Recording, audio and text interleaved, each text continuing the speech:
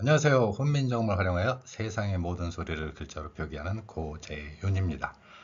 오늘 여러분들과 함께 훈민정음의 글자 표기 원리가 외국어 학습에도 최적이라는 내용을 여러분들께 제시하고자 합니다. 그동안 영어와 일본어 그리고 인도네시아어 학습의 원리를 글자 표기로 여러분들께 보여드렸습니다. 1995년부터 제가 30년 이상을 이 소리를 여러분들께 함께 전달하고 있는 것입니다. 외국어 학습의 최적. 그런데 뭔가 이상하다. 이렇게 여러분들 생각하실 것입니다. 여러분들은 외국어를 학습할 때 그 소리를 들으면 한글로 외국어 발음을 적으려고 할 것입니다. 너무도 당연하지요. 여러분들은 한글, 세종대왕이 만든 글자가 모든 소리를 표기할 수 있다는 그 믿음을 가지고 있기 때문에 가능한 것이죠.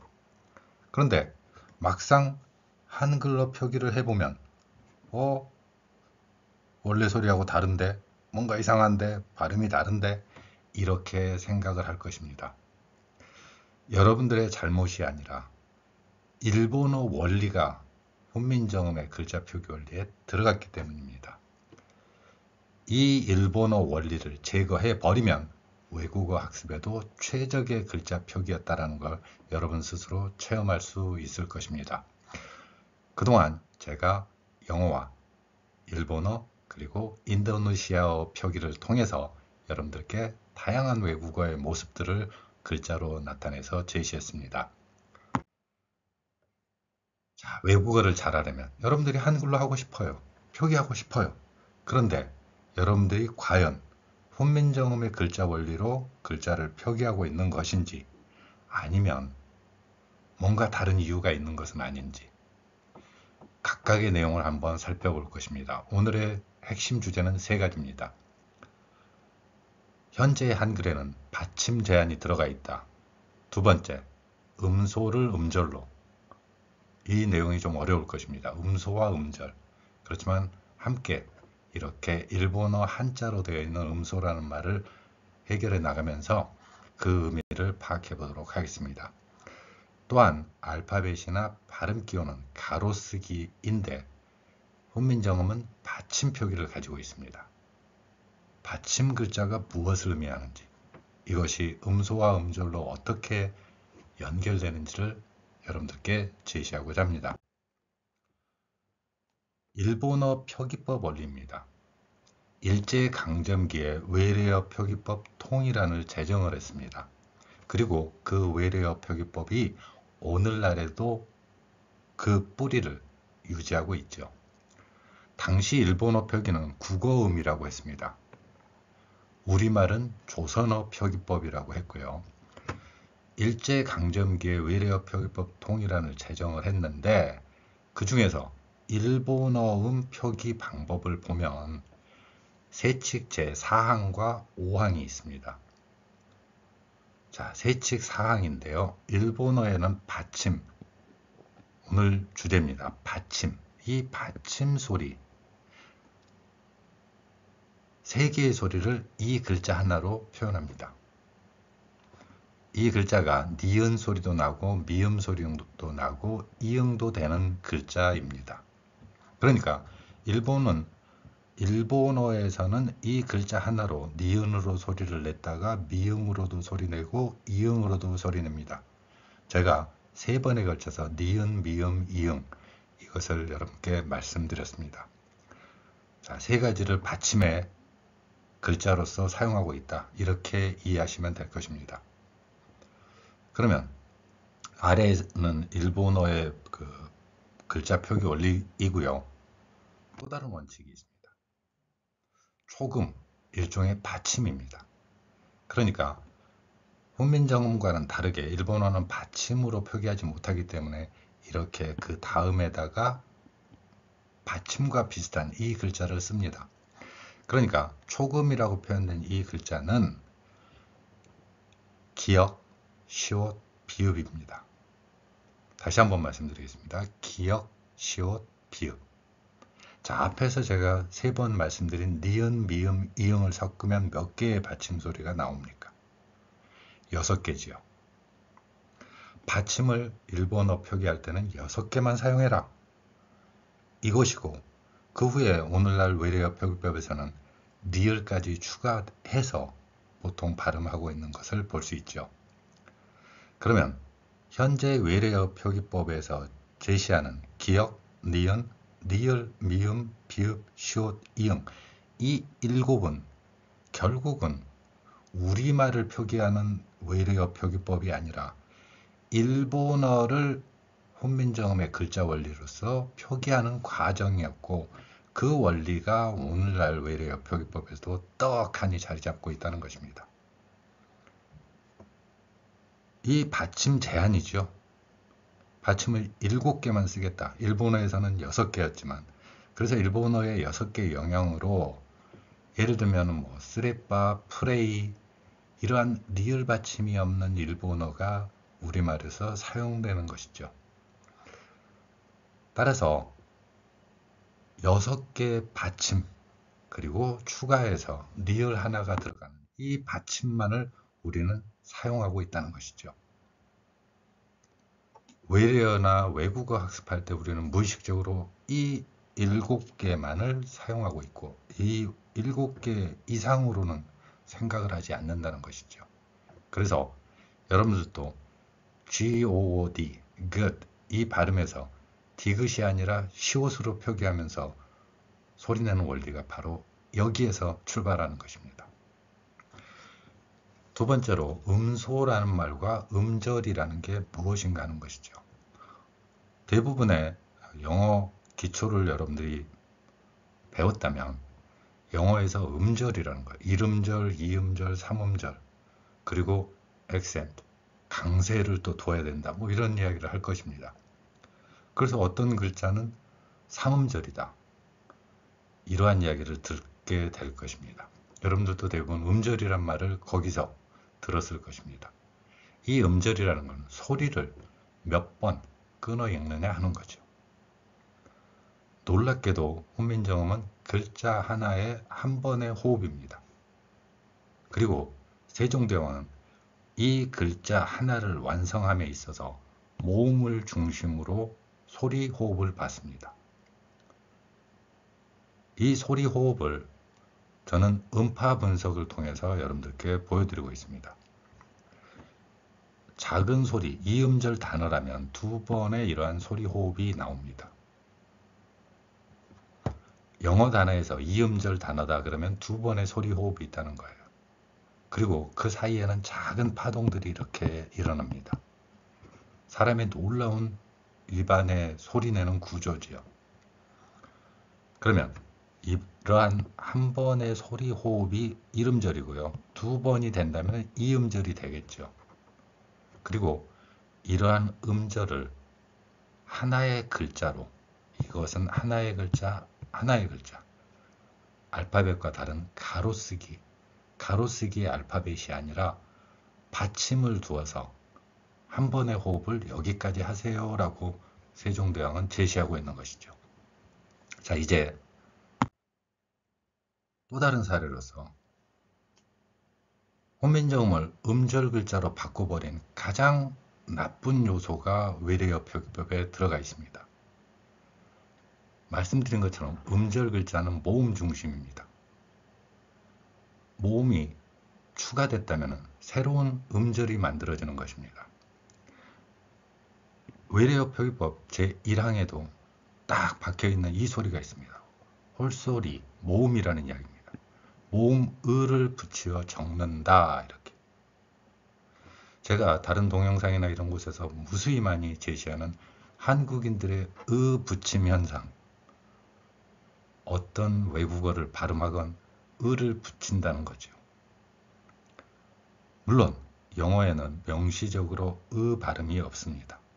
그렇지만 세종대왕은 모음의 기본에서 3개의 가장 핵심적인 모음을 두었는데요. 그 중에 하나가 소리입니다. 훈민정음에는 가 있긴 합니다. 그런데 이 를 음절, 모음이라는 거예요. 모음으로 분류했고 이 모음을 영어 발음에 그대로 갖다 넣어버리는 것입니다. 그러면 일본어처럼 되는 것입니다. 실제적인 사례를 한번 이렇게 살펴본다면 한국어와 일본어의 관계, 외래어 표기법에서 제시하는 일본어 표기 원리라는 거지요. 음소를 뭘로 바꿔버렸습니까? 음절로. 음소 하나하나를 음절로 바꿔버리는 원리가 일본어 원리입니다. 그리고 받침을 제한했죠.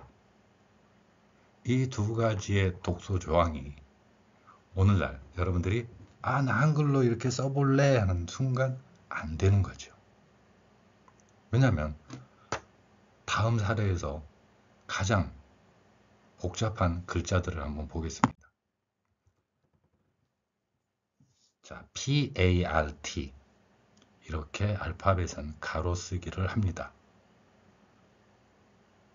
P라는 피읍에 해당하는 음소 하나고요. 자, 피읍이죠. 그리고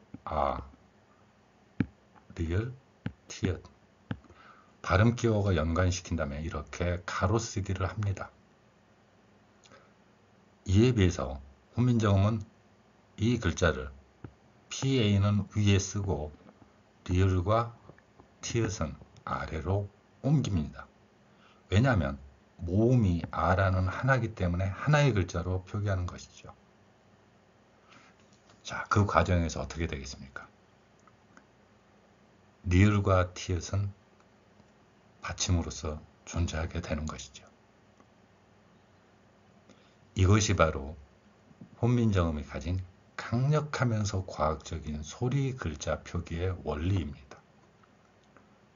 그러면 이걸 어떻게 읽어야 돼? 외국어인데 이렇게 생기겠죠. 자, 우리말에 있는 삶이라는 글자를 보겠습니다. 제가 가장 많이 예시로 드는 글자이기도 하죠. 이 삶이라는 글자는 리을과 미음을 여러분들이 소리를 내는 걸 볼 수 있습니다. 이제 영어 단어, 외국어죠. 외국어에서 이 소리는 어떻게 낼 것인가 하는 거예요. 리을, 미음 대신에 리을, 티읕이 들어가 있죠. 그러면 이 소리는 part 이렇게 낸다는 것이죠. part 훈민정음의 글자 표기의 힘이 바로 여기에 있는 것입니다. 한 번 호흡을 했어요. 그리고 마지막 티읕은 흘리듯이 마지막 숨소리를 정하는 것이죠. 예를 들어 이 음절 하나라고 하면 part 그리고 이 각각의 기둥이 리을과 티읕 소리처럼 울리면서 소리를 표기하는 것입니다. 그래서 세종대왕은 훈민정음을 창제해 놓고 세상의 모든 소리를 다 담아낼 수 있어 라는 자신감을 표보였던 것이죠. 그런데 이 소리를 일본어처럼 이렇게 모음을 추가해서 두 개의 글자, 두 개의 호흡으로 만들어버린 것입니다. 앞에서 제기한 외래어 표기법 여기에 법이라는 원칙으로 강제했죠. 이걸 저는 걷어내라 라는 주장을 30년째 하고 있는 것입니다. 자, 받침 제한의 원리입니다. 우리의 훈민정음을 일본인들의 언어로 바꾸기 위해서 기호는 비록 훈민정음의 기호를 사용했지만 거기 안에 담긴 원리는 일본어 방식이라는 거죠. 이러한 받침 제한을 해제하라. 받침의 제한을 풀어라. 왜요? 알파벳과 같은 음소 글자들은 가로쓰기만을 합니다.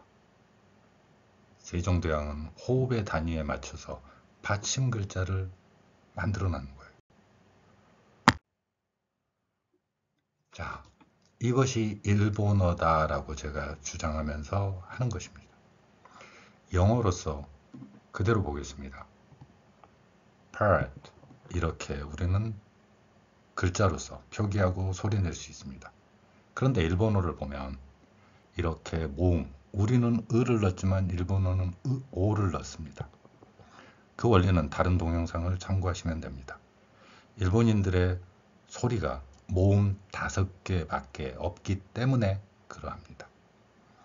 파토 혹은 파토에 가까운 발음을 하죠. 이러한 일본어 표기와 적용시키기 위해서 외래어 표기법에서 이러한 으 발음을 붙이거나 받침 제한을 해버리는 것이죠.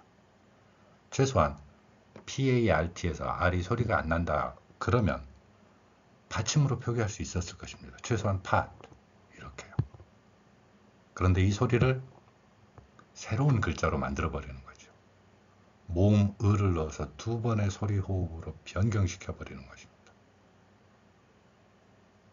이러한 일본어 방식의 원리가 너무도 오랫동안 유지되어 왔기 때문에 여러분들이 한글로 표기하고 싶어요.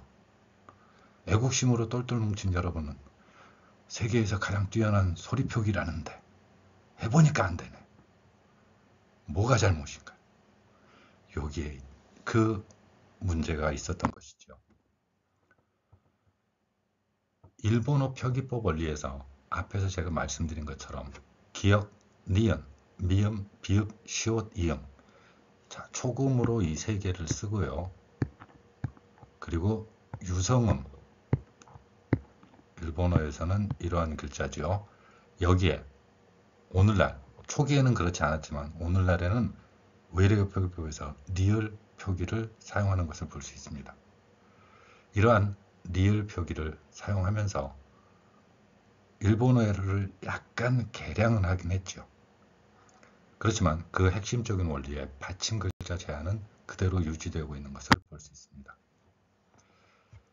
자, 그러면 제 강의를 들었는데 이제 여러분들도 뭔가 영어 공부도 되고 뭐 일본어도 이해할 수 있고 여러 나라 외국어를 학습하는 데 도움이 되어야 되잖아요. 훈민정음 표기를 하면 도움이 된다며. 그럼 도움되게 해야죠. 자, 앞에서 PART를 가지고 있습니다. 그러면 P를 빼면 ART죠. ART. 그러면 어떻게 발음하겠습니까? 이렇게 하겠죠. 가로쓰기입니다. 알파벳은. 발음 기호도 똑같이 이렇게 왼쪽에서 오른쪽으로 가로쓰기의 단 하나의 원칙입니다. 그렇지만 세종대왕은 훈민정음에서 소리 호흡이 모음 R을 중심으로 하나의 호흡이다. 당연히 art 이렇게 발음되겠죠. 일본어로 들어가 보겠습니다. 이제 짐작하실 겁니다. 또 이렇게 되겠죠. 일본어에서는 장음을 이러한 한 줄 표기로 나타내고 있죠. 모음이 두 개가 있을 때 혹은 긴 모음이 있을 때 일본어 방식입니다. 자, 이제 영어가 있으면 일본어로 어떻게 발음하겠다. 이것도 여러분들이 유추할 수 있을 것입니다. 자, 이걸 제거하고요. R 발음을 제거합니다. 그리고 각각을 음절로 이해합니다. 또 이렇게요. 이 글자 원리를 흉내낸 게 바로 외래어 표기법에 들어있는 아트라는 오늘날의 외래어 표기 원리죠. 똑같습니다. ART, art 발음이 들어가 있는데 이제는 M으로 바꾸겠습니다. 그러면 M은 미음이니까 이렇게 가로쓰기가 되겠고 이 가로쓰기를 그대로 표현하면 mart 이렇게 되겠죠. 일본어라면요. 자, 미음을 표기하는 게 아니라 음절 단위 마로 할 것입니다. R은 생략하고요. 똑같겠죠. T는 토 혹은 또 제가 또하고 토를 두 개를 해놨습니다. 일본인들에게도 도움이 되는 글자 표기라는 걸 보여드리기 위해서 T의 명확한 소리, 티읕 소리를 일본인들이 제 동영상을 본다면 이러한 원리로서 외국어를 이해할 수 있다는 것이죠. 그래서 훈민정음을 활용해서 제가 제시한 일본어 표기로 일본인들은 외국어 학습에도 도움이 될 수 있다는 것이죠. 일본인들이 어떤 방식으로 언어를 이해하고 있는지를 살펴보는 내용입니다. 한국어에서는 당연히 이렇게 표기하겠죠. 마트. 훈민정음의 기본 원리를 일본어 방식으로 바꿔버리는 이러한 것이죠. 자, CART.